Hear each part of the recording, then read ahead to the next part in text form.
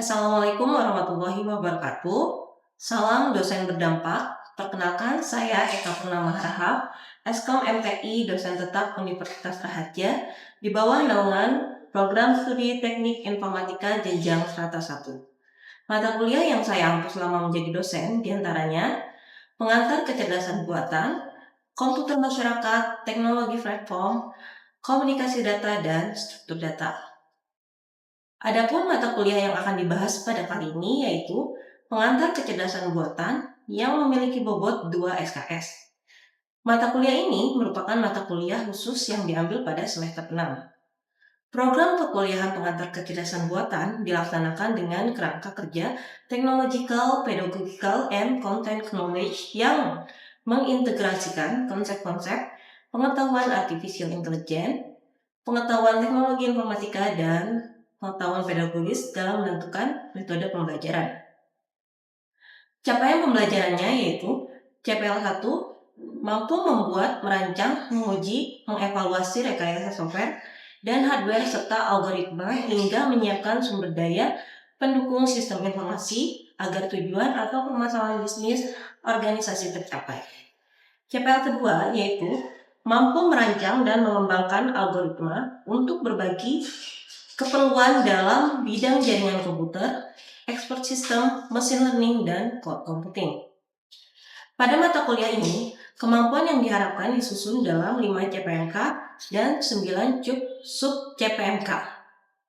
Adapun pokok bahasan dalam perkuliahan ini meliputi sejarah dan definisi AI, representasi pengetahuan dan penalaran, metode pencarian, machine learning, natural language processing, computer vision, sistem pakar aplikasi AI, serta etika dan implikasi sosial AI.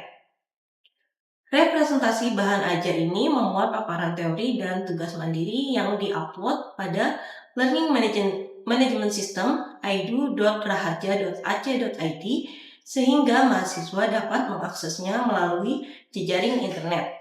Dan di dalam proses pembelajaran, saya menggunakan metode Delivery, Interaction, and Assessment atau DIA, di mana delivery cara saya menyampaikan materi, interaction yaitu komunikasi dua arah antara dosen dan mahasiswa, dan terakhir assessment yaitu proses penilaian untuk mengukur tingkat pemahaman mahasiswa. Pelaksanaan pembelajaran dilakukan dengan 2 cara, yaitu tatap muka atau tatap maya, serta focus group discussion. Selanjutnya, sistem penilaian mata kuliah pengantar kecerdasan buatan akan dievaluasi secara sumatif dan formatif yang mana hasil akhirnya diinput pada portal.raharja.ac.id. Dengan pembobotan, tugas mandiri meliputi keaktifan di kelas dan absensi sebesar 30%, UTS 30%, dan UAS 40%. Berikut cuplikan video pembelajaran yang dilaksanakan secara daring untuk mata kuliah pengantar kecerdasan buatan. Oke, Assalamualaikum warahmatullahi wabarakatuh. Selamat pagi teman-teman. Pagi, Bu. Oke, pagi. Selamat pagi, Bu. Oke, semangat ya. Oke, Ya, Bu. pertemuan kali ini minggu lalu kita sudah membahas soal rule dan juga rencana pembelajaran semester selama 1 semester ke depan, maka kita akan memasuki materi yaitu mengenai cabang-cabang dari AI ya. Berhubung mata kuliah kita ini adalah pengantar kecerdasan buatan, kita akan membahas atau mengulik sedikit tentang artificial intelligence atau pengantar kecerdasan buatan. Untuk hari ini, kita akan membahas kurang lebih 8 poin ya, dilanjutkan oleh diskusi dan motivasi, di mana kita akan membahas tentang ruang lingkup AI dan cabang-cabangnya, machine learning, NLP, expert system, computer vision, speech planning, robotik, dan kita diskusi. Oke, sebelum kita memasuki materi, mungkin ada yang mau ditanyakan dulu? Belum. Oke, kalau belum ada, kita lanjut ke materi yang pertama ya. Di sini sebelum kita masuk ke materi, di sini ada tujuan. Tujuan perkuliahan ini yaitu mahasiswa memahami cakupan luas bidang kecerdasan buatan atau AI, mengenal berbagai cabang utamanya, serta mampu membedakan AI dengan bidang lain yang berkaitan seperti data science, Internet of Things, dan big data. Sub CM, sub CPMK yang dihasilkan untuk materi ini yaitu mengidentifikasi berbagai cabang AI seperti sistem pakar, pemrosesan bahasa alami atau NLP, visi komputer, dan juga robotika. Oke, kita next. Oke, what is? What is apa aja sih cabang-cabang dari artificial intelligence? Oke, sebelum kita masuk nih, dari kalian sendiri sudah familiar belum tentang cabang-cabang artificial intelligence? Atau ada yang pernah sekelebat tahu cabang-cabangnya tuh ada apa aja sih? Oke, ada yang mau jawab? Tito? Haris? Hafiz? Cabang-cabangnya ada apa aja? Oke, Farid. Kalau dari izin ya Kak, mungkin kalau dari saya baru dengar kayak AI-nya tuh kayak machine learning, NLP gitu aja sih. Kalau Oke, untuk cabang-cabang yang lainnya belum tahu. oke. Belum tahu untuk cabang-cabangnya ya. Jadi nanti kita bahas tentang cabang-cabangnya. Oke, ada lagi mungkin? Tidak. Kalau tidak kita lanjutkan ya. Di sini. Oke, siapa itu? Tito atau Hafiz? Oke, tidak ada. Oke, kita lanjut ya. Kita lanjut. Jadi di sini ada ruang lingkup AI dan cabang-cabangnya nih. Jadi di sini ada artificial intelligence. Di sini artificial intelligence itu terbagi beberapa cabang. Ada machine learning, natural language processing, ya, ada expert system sampai dengan robotik. Sementara di machine learning itu dia dibagi menjadi tiga. Ada deep learning, supervised, unsupervised gitu ya. Kalau NLP ada content extraction, classification, machine translation, atau question answering. NLP ini kalau kalian pernah menggunakan seperti translate ya, translate itu dia masuknya adalah ke natural language processing. Ada expert system, terus ada vision ya. Vision itu ada image recognition, mesin vision. Kalau kalian pernah menemui absensi berbasis face recognition, dia itu menggunakan vision artificial intelligence-nya. Lalu ada speech, speech to text atau text to speech. Kalau di WA ya, kalau kalian pernah menggunakan WA, kalian tidak sempat ngetik gitu ya. Nah, itu kan bisa kita pakai speech to text ya. Jadi kita ngomong, nanti dia akan mengkonversi menjadi sebuah teks kayak gitu. Lalu ada planning, planning itu berarti penjadwalan otomatis dan juga robotics. Robotics ini banyak ya. Kalau yang kita pernah lihat di sosial media atau eh, di berita-berita itu terkenal Sofia. Kalian kenal Sofia? Robot Sofia? Ada yang pernah melihat? Belum. Belum sih Kak. Oh, oke, belum ya. Oke. Ya udah, kalau kita misalkan apa namanya? Tidak ada dan ini mungkin kalian bisa searching robot Sofia. Itu dia terkenal banget ya. Oke. Nah, kita masuk ke machine learning. Definisinya apa sih? Definisinya ada algoritma yang memungkinkan komputer belajar dari data tanpa diprogram secara eksplisit. Jadi di sini ada machine learning yang tadi terbagi unsupervised ya, supervised ya. Deep learning itu lebih dalamnya dari si machine learning. Intinya gitu, dia lebih kompleks ya. Nah, kalau si machine learning itu sendiri dia terbagi ada unsupervised, ada supervised, itu berdasarkan datanya. Ada data yang berlabel, ada data yang tidak berlabel, gitu ya. Dan dia juga digunakannya untuk sesuatu yang berbeda juga. Kalau supervised, dia digunakan untuk klasifikasi regression. Kalau unsupervised, dia digunakan untuk clustering dan embedding. Ya, di sini juga dia menggunakan algoritma yang berbeda pula. Kayak gitu, di sini ada ya. Nah, contohnya apa? Contohnya Dia bisa memprediksi harga rumah, ya.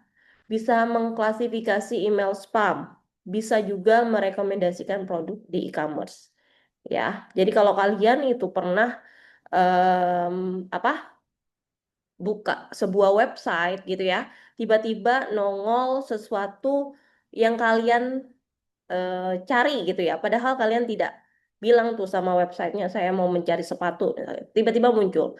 Itu berdasarkan behavior kalian pada saat kalian mungkin buka apa seperti Shopee, Tokped gitu ya. Nah itu kalian eh, akan apa dia akan muncul algoritmanya ke si website tersebut. Jadi dia kayak bisa membaca habit kalian atau behavior kalian kayak gitu. Nah, di sini ada NLP ya. Tadi NLP itu kemampuan komputer memahami dan mengolah bahasa manusia. Contohnya ada Google Translate ya. Tadi chatbot. Nih, kalian pasti menggunakan chatbot ChatGPT, benar? Sering? Kalau Oke, Hafiz? jarang Kak, Oke, jarang Kak. jarang. Oke, Tito sering. Kadang-kadang doang, Kak. Oke, kadang-kadang ya. Kalau misalkan biasanya sih gini. Biasanya kalau kalian menggunakan boleh aja, asal kalian bisa memfilter lagi. Karena ChatGPT itu sebenarnya adalah data yang kita masukkan gitu. Jadi dia akan apa memproses atau mentraining data yang kita masukkan sebenarnya itu. Kita juga belum tahu apakah itu benar atau tidak. Jadi sarannya adalah kalian bisa apa membaca ulang kebenarannya. Oke, kita lanjut ya. Jadi tadi chatbot kalian boleh saja menggunakannya dan kalau bisa sih disaring kembali ya, karena itu datanya itu kita yang trading juga manusia yang memasukkan gitu. Dia hanya meng-create model. Nah, jadi tidak sepenuhnya kalian harus percaya sama si Chat GPT ini. Lalu mendeteksi sentimen komentar ya. Banyak analisa-analisa juga ada sebenarnya penelitian saya tentang sentimen analisis terhadap pariwisata. Nah, kurang lebih sama. Jadi kita mendeteksi komentar di media sosial berdasarkan sentimennya masyarakat, apakah positif, negatif, ataukah netral, kurang lebih seperti itu. Oke, untuk NLP sendiri di sini nih ya, ada diantaranya ada email filtering, link translation ya, smart assistant, dokumen analisis ya, dan banyak predictive text juga ya gitu ya. Oke, sampai di sini ada yang mau ditanyakan dulu atau kurang jelas? Oke, tidak ada. Kalau tidak ada, kita lanjutkan.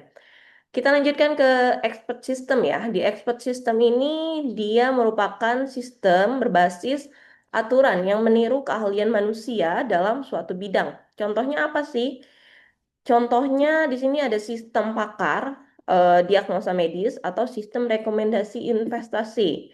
Jadi dia di sini tuh apa ada knowledge based ya. Jadi engineer itu berarti knowledge engineer berarti dia yang mengetahui ya. Dia itu eh, memasukkan data-data apa saja. Kayak misalkan diagnosa medis ya. Kalau misalkan diagnosa medis itu, misalkan kita sakit flu apa aja sih ininya eh, gejalanya, maka maka sih knowledge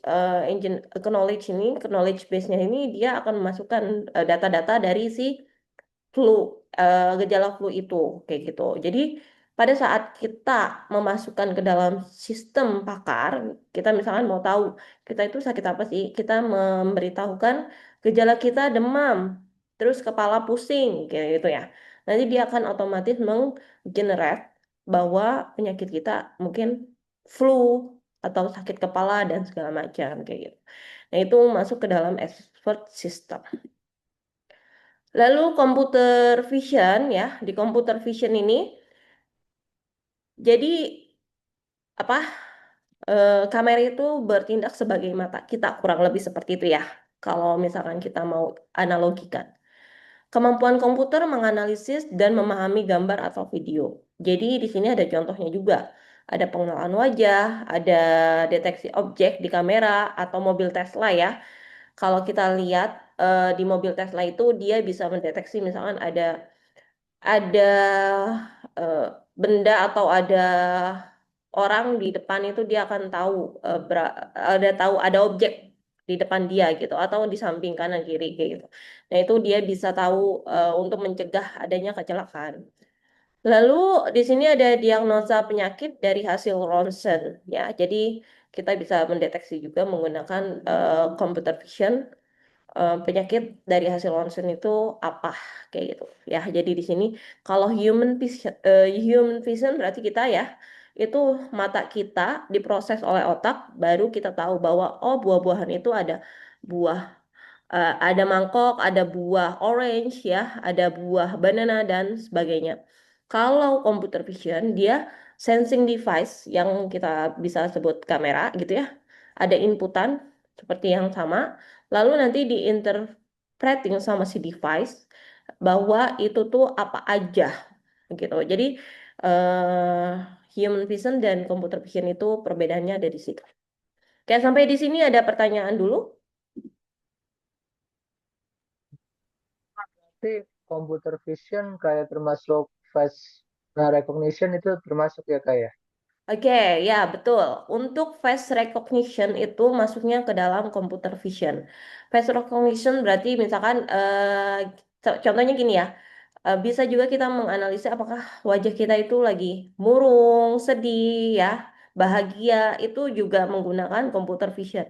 Jadi dia mendeteksinya adalah wajah atau mendeteksinya adalah ekspresi, ya, gitu. Jadi kalau ekspresi kita murung, dia akan tahu bahwa kita itu lagi sedih, gitu ya. Kalau ekspresi kita adalah tersenyum, maka dia akan tahu bahwa kita itu ada bahagia. Itu disebut face recognition, ya. Oke, bagus ya Hafiz. Oke, kita next. Oke, speech processing atau pemrosesan ucapan ya. Di sini ada cabang AI yang berfokus pada analisis, pemahaman, dan sintesis suara manusia agar dapat diproses oleh komputer. Nah, teknologi yang digunakan apa aja? Ada automatic speech recognition ya, mengubah ucapan menjadi teks. Contohnya di sini ada Siri, Google Assistant atau yang tadi saya bilang yaitu WhatsApp ya. WhatsApp biasanya dia bisa menggunakan speech to text gitu kalau kita nggak sempat ngetik. Terus text to speech, mengubah teks menjadi suara seperti Google Translate Voice ya, kayak gitu.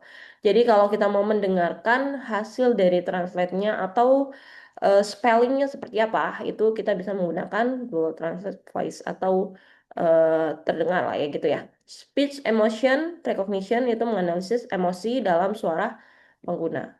Nah, contohnya apa aja ya tadi? Ada asisten virtual ya, seperti yang kita tahu, ada Siri, Google Assistant, Amazon Alexa gitu ya. Lalu ada speech to text, yaitu Google Doc, voice typing, atau closed captioning. Dan pengenalan emosi, biasanya call center yang mengenali emosi pelanggan ya. Pelanggan ini lagi apa nih? Ya, emosinya dia berapi-api atau tidak gitu ya. Itu ada di pengenalan emosi untuk call center. Oke, kita lanjut. Ada planning ya. Planning itu perencanaan atau penjadwalan. Di sini biasanya kita membuat keputusan dan menyusun strategi berdasarkan aturan dan tujuan yang diberikan. Ada teknologi yang digunakan juga ada automated planning and scheduling. Biasanya nih sistem AI yang merancang urutan tindakan untuk mencapai tujuan. Ada path planning algorithm, yaitu menentukan jalur terbaik, misalnya GPS dan mobil otonom, gitu ya. Dan task scheduling AI, itu mengoptimalkan jadwal kerja atau produksi pabrik.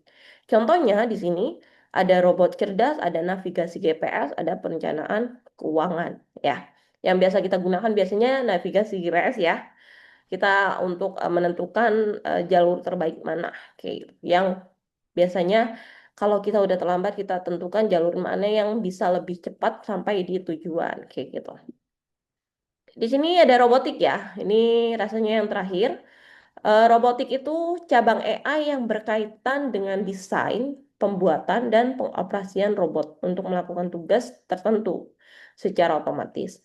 Dia teknologi yang digunakan juga ada computer vision, salah satunya ya, berarti Tadi ada cabang computer vision dan dia masuk ke dalam robotik juga. Jadi di computer vision itu dia agar robot dapat melihat dan memahami lingkungan sekitarnya. Reinforcement learning agar robot bisa belajar dari pengalaman. Motion planning agar robot dapat bergerak secara optimal di lingkungan tertentu. Nah, contoh penerapannya di sini ada mobil otonom, ya. Ya, tadi seperti mobil Tesla, gitu ya. Terus robot industri, robot medis, ya. Robot medis itu saat ini sudah ada yang menggunakan robot bedah yang membantu dokter melakukan operasi. Ada pula yang pelayan di restoran ya menggunakan robot. Kalau pernah eh, ke restoran yang dilayani oleh robot ya dia sudah menggunakan teknologi AI yang ruang lingkupnya adalah robotics. Begitu.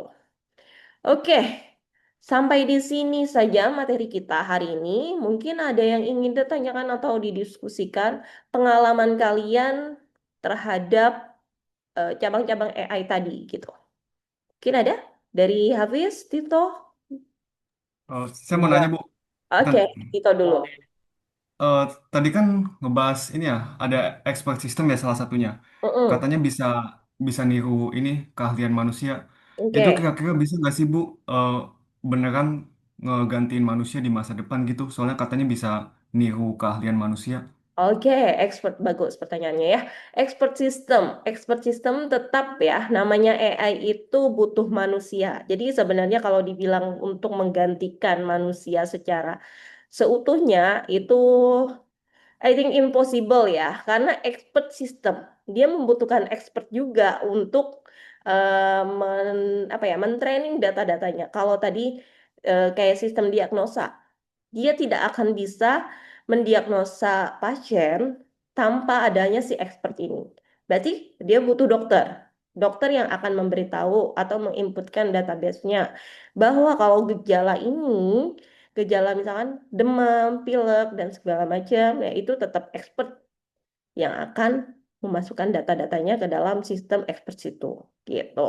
Jadi kalau dibilang menggantikan, ya rasanya impossible. Kayak gitu. Oke. Selain itu ada lagi pertanyaan dari yang lain atau pengalaman ya, pengalaman menggunakan dari cabang-cabang AI itu sendiri. Kalau ChatGPT pasti kalian udah sering ya kalau ChatGPT itu udah nggak perlu ditanya atau diragukan lagi. Oke, habis? iya Kak, mau nanya Kak Hmm, terkait cabang dari AI sendiri itu IoT itu termasuk cabang dari AI nggak Kak? Oke, Lalu juga untuk melanjutkan tadi pertanyaan Bang Tito, misalnya bagaimana eh, peran kita ke depan gitu buat manusia tuh agar bisa hidup berdampingan dengan AI gitu Kak. oke, Mungkin itu bagus saja. pertanyaannya. Apakah IoT itu masuk ke dalam cabang dari AI ya? Kalau IoT itu dia sebenarnya cabang ilmu yang berbeda itu, tapi dia bisa apa ya, terkoneksi dengan AI itu sendiri. Karena tadi AI juga menggunakan IoT itu kan adalah dia menggunakan sensor gitu ya, sensor dan segala macam. Sedangkan AI juga dia ada apa, tools atau ada juga aplikasi apa atau ataupun itu sejenis alat ya yang menggunakan sensing atau sensor itu sendiri. Jadi IoT dan AI itu dia bisa menciptakan sebuah teknologi yang cukup untuk apa ya?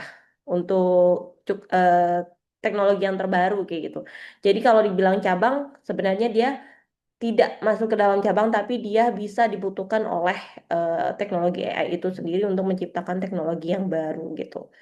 Ya, kalau lalu terus apa bagaimana kita bisa hidup berdampingan dengan AI? Saat ini kita udah berdampingan dengan AI. Bahkan jauh dari saat ini pun itu kita sebenarnya tanpa sadar kita sudah menggunakan artificial intelligence gitu ya. Seperti apa sih ya yang saat ini kan agak lebih famous ya atau lebih populer gitu. Tapi sebenarnya itu sudah ada dari tahun lama bahwa AI ini hidup dengan kita gitu ya. Kayak misalkan apa? Salah satunya pada saat kita ya sistem rekomendasi lah yang tidak jauh beda. Kalian kalau menyadari pada saat kalian mencari sesuatu gitu ya di platform platform online shop gitu ya, tiba-tiba pada saat kita juga mencari sesuatu di website tiba-tiba nongol. Itu adalah salah satu cara kerja AI juga gitu. Untuk berdampingan atau menggantikan. Tadi ya udah dikatakan bahwa sebenarnya AI tidak bisa sepenuhnya menggantikan cara kerja manusia gitu ya. Jadi kalian harus tetap memiliki keyakinan bahwa kalian adalah seorang expert yang nantinya justru kalian adalah yang dibutuhkan oleh si AI itu sendiri gitu. Ya, oke. Tidak ada pertanyaan ya. Oke. Cukup menarik diskusi kita hari ini. Terima kasih teman-teman untuk diskusinya. Harapannya adalah bahwa dengan adanya artificial intelligence ini kalian justru bisa lebih eh, explore, improve gitu ya untuk mencari tahu apa sih kelebihan dan kekurangannya, bagaimana cara kita menghadapi AI di masa depan kayak gitu, atau bagaimana cara kita supaya bisa menyesuaikan diri dengan teknologi yang ada saat ini kayak gitu. Jadi tidak hanya tahu tapi kalian juga bisa mendalami kayak gitu. Oke. Motivasi hari ini kita eh, ada motivasi ya. Jadi jangan takut gagal karena kegagalan adalah langkah pertama menuju keberhasilan. Jadi untuk teman-teman semua di sini, bagi yang masih menyelami atau nantinya mau kerja di bidang artificial intelligence ya, dari saat ini kalian banyak explore ya, banyak explore, banyak cari tahu apa, lalu kalian eh, integrasikan atau sinergikan dengan fashion kalian, mau ke bidang apa, begitu. Oke, cukup. Ada pertanyaan lagi? Tidak ada pertanyaan lagi. Kalau tidak ada pertanyaan lagi, pertemuan hari ini kita cukupkan sampai di sini. Kurang lebihnya mohon maaf. Assalamualaikum warahmatullahi wabarakatuh. Sekian video rekaman pembelajaran mata kuliah pengantar kecerdasan buatan pada program studi Teknik Informatika Fakultas Sains dan Teknologi Universitas Raharja.